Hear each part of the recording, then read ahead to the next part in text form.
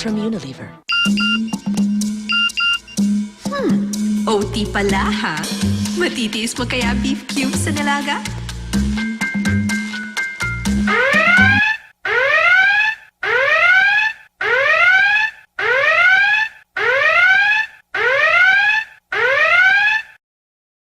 Ito ay isang emergency broadcast mangyaring nakatutok sa mensahe ng TO para sa urgent na impormasyon.